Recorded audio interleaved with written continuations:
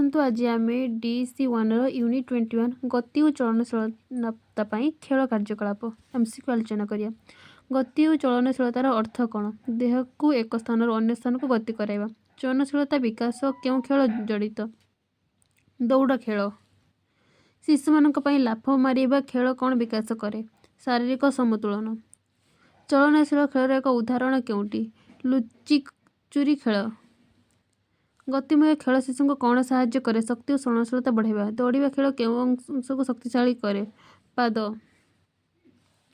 ଚଳନ ଖେଳ ଶିଶୁଙ୍କର କେଉଁ ଦକ୍ଷତା ବଢ଼ାଏ? ମୋଟର ଦକ୍ଷତା। ସିଡ଼ି ଚଢ଼ିବା ଉତରିବା କେଉଁ ପ୍ରକାରର ଖେଳ? ଗତିଶୀଳ ଖେଳ। ଖେଳ ମାଧ୍ୟମରେ ଶିଶୁ କ'ଣ ଶିଖେ? ଉପରୋକ୍ତ ସମସ୍ତ। ବଲ୍ ଧରିବା ଓ ଛାଡ଼ିବା ଖେଳ କ'ଣ ଅଭ୍ୟାସ କରେ? ହାତ ଓ ଆଖି ସମନ୍ୱୟ। ଗତିଶୀଳ ଖେଳର ପ୍ରମୁଖ ଉଦ୍ଦେଶ୍ୟ କ'ଣ? ଶାରୀରିକ ବିକାଶ ବଢ଼ାଇବା। ଦୌଡ଼ିକା ଲାଫ ମାରିବା ଖେଳ କେଉଁ ବିକାଶ ସହିତ ଶାରୀରିକ ବିକାଶ? ଚଳନ ଖେଳ ଶିଶୁଙ୍କର କେଉଁ ଅଂଶକୁ ଅଧିକ ସକ୍ରିୟ କରେ? ପେଶୀ ଓ ହାଡ଼। ବଲ୍ ଗୁଡ଼ାଇବା ଖେଳ କ'ଣ ବିକାଶ କରେ? ହାତ ଓ ଆଖି ସମନ୍ୱୟ। ଚଳନଶୀଳତାର ଅର୍ଥ କ'ଣ? ଦେହ ଚଳାଇବା କ୍ଷମତା। ଲୁଚିଚୁରି ଖେଳ କେଉଁ ଦକ୍ଷତା ବଢ଼ାଏ? ଶାରୀରିକ ଓ ସାମାଜିକ। ସିଡ଼ି ଚଢ଼ିବା ଉତରିବା କେଉଁ ଖେଳ ସାହାଯ୍ୟ କରେ? ସମତୁଳନ ରକ୍ଷା। ଶିଶୁଙ୍କ ପାଇଁ ଗତି ଖେଳ କାହିଁକି ଆବଶ୍ୟକ? ଉପରୋକ୍ତ ସମସ୍ତ।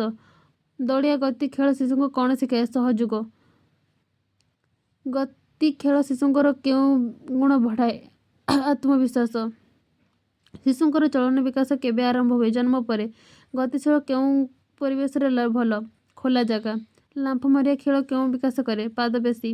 ଦୌଡ଼ ଖେଳ ଶିଶୁଙ୍କୁ କ'ଣ ସାହାଯ୍ୟ କରେ? ଶକ୍ତି ଓ ସହନଶୀଳତା। ଗତି ଖେଳ ସମୟରେ ଶିକ୍ଷକଙ୍କ ଭୂମିକା କ'ଣ? ଉପରୋକ୍ତ ସମସ୍ତ। ଗତିଶୀଳ ଖେଳ ଶିଶୁଙ୍କର କେଉଁ ବିକାଶ କମାଏ? ଅପସନ୍ ଡି ସମସ୍ତ। ଶିଶୁ ଦୌଡ଼ୁଥିବାର କ'ଣ ବିକାଶ ହୁଏ? ଅପସନ୍ ଡି ସମସ୍ତ। ସମତଳ ସମନ୍ୱୟ ଶକ୍ତି। ଗତି ଖେଳ ଶିଶୁଙ୍କ ମନୋଭାବକୁ କିପରି ପ୍ରଭାବିତ କରେ? ଉପରୋକ୍ତ ସମସ୍ତ। ଖୁସି ଦିଏ, ଚାପ କମାଏ, ଉତ୍ସାହ ବଢ଼ାଏ। ଚଳନ ଖେଳ ଶିଶୁଙ୍କ ପାଇଁ କେଉଁ ବୟସରେ ଅଧିକ ଉପଯୋଗୀ? ପ୍ରାରମ୍ଭିକ ଶିଶୁକାଳ। ଗତି ଓ ଚଳନ ଖେଳ ଶିଶୁ ଖେଳର ମୁଖ୍ୟ ଉଦ୍ଦେଶ୍ୟ କ'ଣ? ସମଗ୍ର ବିକାଶ। ଗତିଶୀଳ ଖେଳ ଶିଶୁଙ୍କର କେଉଁ ପେଶୀକୁ ସକ୍ରିୟ କରେ? ବଡ଼ ପେଶୀ। ଦୌଡ଼ ଲାଫ ଖେଳ କେଉଁ ପ୍ରକାର ମୋଟର ଦକ୍ଷତା? Gross motor.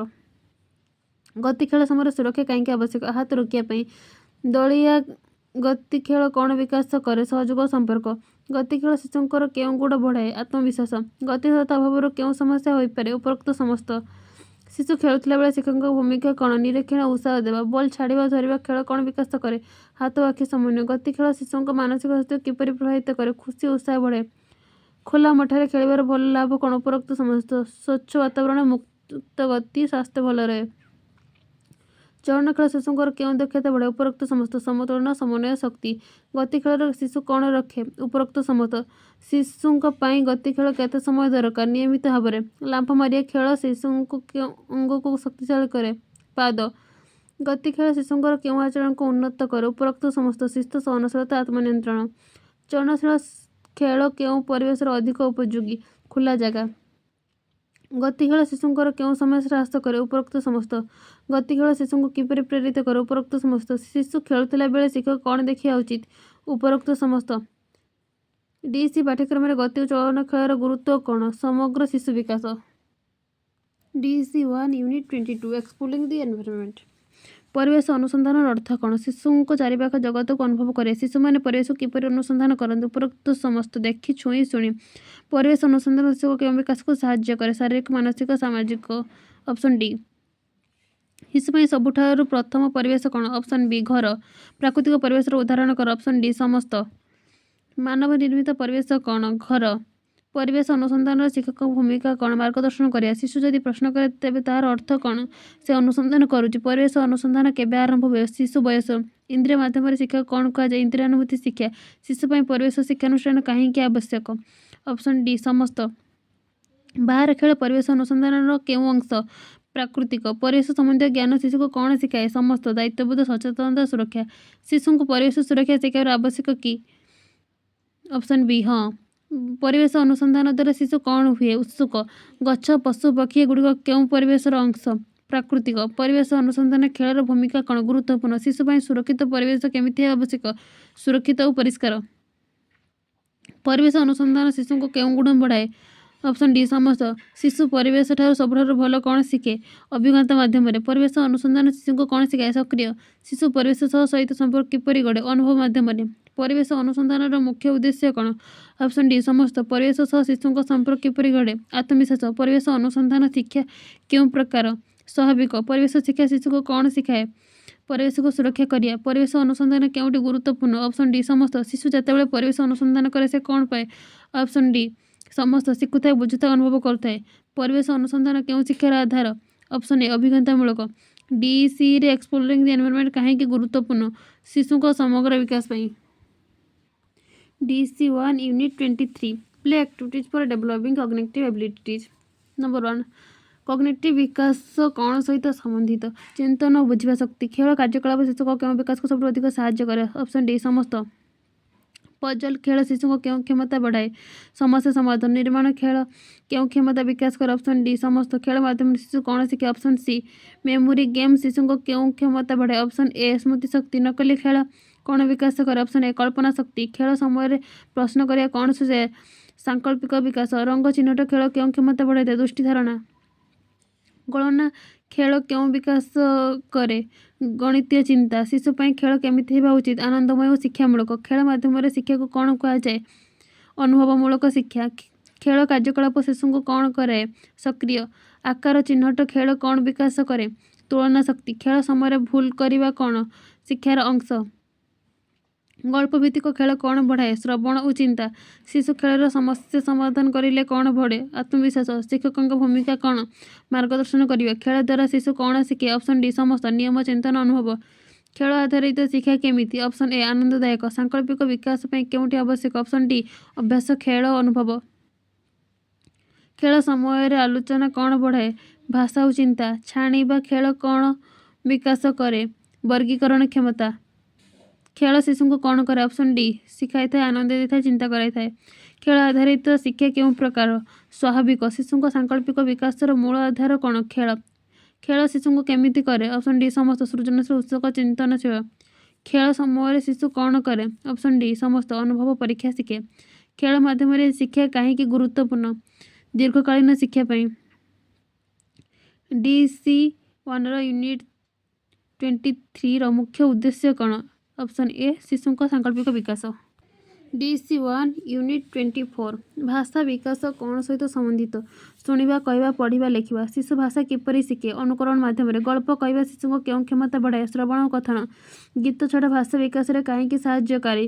ତାଳ ଓ ଶବ୍ଦଭଣ୍ଡାର ବଢ଼ାଏ। ନୂଆ ଶବ୍ଦ ଶିଖିବାକୁ କ'ଣ କୁହାଯାଏ? ଶବ୍ଦଭଣ୍ଡାର ବିକାଶ। ଶିଶୁ ସହ କଥାବାର୍ତ୍ତା କରିବା କ'ଣ କରେ? ଭାଷା ବିକାଶକୁ ଉତ୍ସାହିତ କରେ। ପୁସ୍ତକ ଦେଖାଇ ପଢ଼ିବା କ'ଣ ବଢ଼ାଏ? ଶବ୍ଦ ଓ ଅର୍ଥ ବୁଝିବା। ଭାଷା ବିକାଶର ପ୍ରଥମ ଦକ୍ଷତା କ'ଣ? ଶୁଣିବା। ଶିଶୁ ଯଦି ପ୍ରଶ୍ନ କରେ ତାହାର ଅର୍ଥ କ'ଣ? ସେ ଭାଷା ବିକାଶ କରୁଛି। ଅଭିନୟ ଖେଳ କ'ଣ ବିକାଶ କରେ?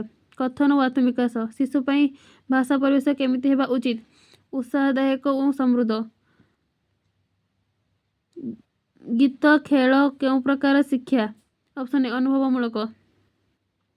ଶିଶୁଙ୍କ ଭଲ ଉଚ୍ଚାରଣ ଶିକ୍ଷକ କ'ଣ କରିବେ? ସୁଧାରି ସଠିକ୍ ମଡେଲ ଦେବେ।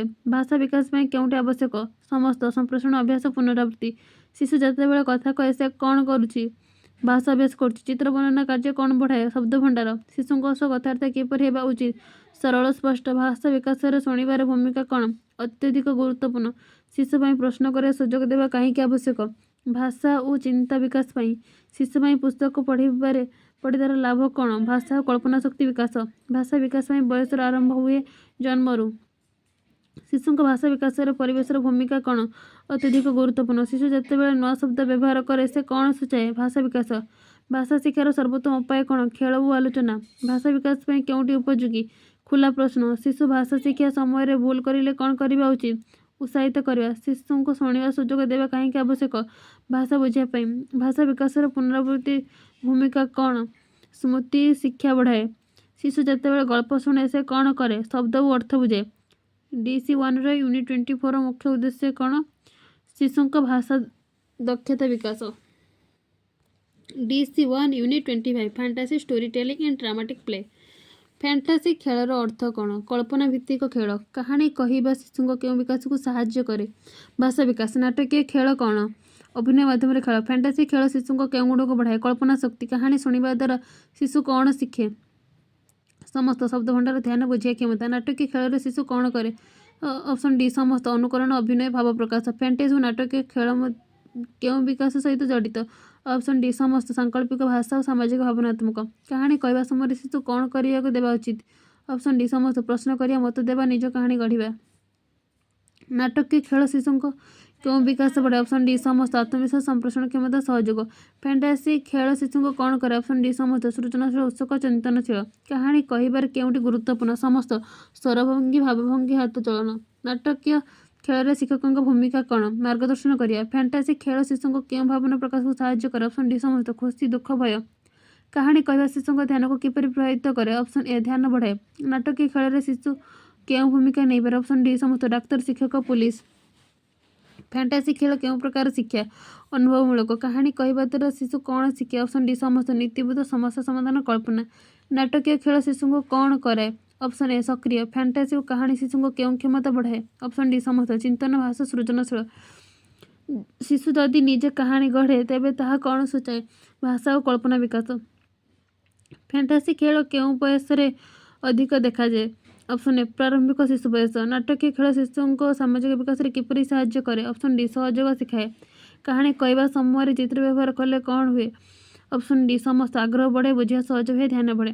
ଫ୍ୟାଣ୍ଟାସି ଖେଳ ଶିଶୁଙ୍କ ଭୟ କମାଇ ପାରେ କି? ଅପସନ୍ ଏ ହଁ। ନାଟକୀୟ ଖେଳ ଶିଶୁଙ୍କ ଭାବନାକୁ କିପରି ସାହାଯ୍ୟ କରେ? ପ୍ରକାଶ କରିବାର ସୁଯୋଗ ଦେଇ। କାହାଣୀ ଓ ନାଟକୀୟ ଖେଳ କେଉଁ ଶିକ୍ଷାର ଆଧାର? ଅଭିଜ୍ଞତାମୂଳକ। ଫ୍ୟାଣ୍ଟାସି ଖେଳର ଶିଶୁ ଯାହା ଚାହେଁ ସେ ହେବାକୁ ଚାହେଁ, ଏହା କ'ଣ କୁହାଯାଏ? ଅପସନ୍ ଡି ଭୂମିକା ଅଭିନୟ, ଅନୁକରଣ, କଳ୍ପନା। ନାଟକୀୟ ଖେଳ ଶିଶୁଙ୍କ କେଉଁ ଦକ୍ଷତା ବଢ଼ାଏ? ଅପସନ୍ ଡି ସମସ୍ତ। ଭାଷା, ସାମାଜିକ, ଭାବନାତ୍ମକ। ଶିଶୁଙ୍କୁ କାହାଣୀ ନିଜେ କହିବାକୁ ଦେଲେ କ'ଣ ହୁଏ? ଅପସନ୍ ଡି ସମସ୍ତ। ଆତ୍ମବିଶ୍ୱାସ ବଢ଼େ, ଭାଷା ବିକାଶ ହୁଏ, ସୃଜନଶୀଳତା ବଢ଼େ। DC-1ର ୟୁନିଟ୍ 25ର ମୁଖ୍ୟ ଉଦ୍ଦେଶ୍ୟ କ'ଣ? ଅପସନ୍ ଏ ଶିଶୁଙ୍କ କଳ୍ପନା, ଭାଷା ଓ ସାମାଜିକ ବିକାଶ। ଏହିପରି DC ଭିଡ଼ିଓ ପାଇଁ ଆମ ଚ୍ୟାନେଲକୁ ଲାଇକ୍, ସେୟାର, ସବସ୍କ୍ରାଇବ୍ କରିବାକୁ ଭୁଲନ୍ତୁ ନାହିଁ।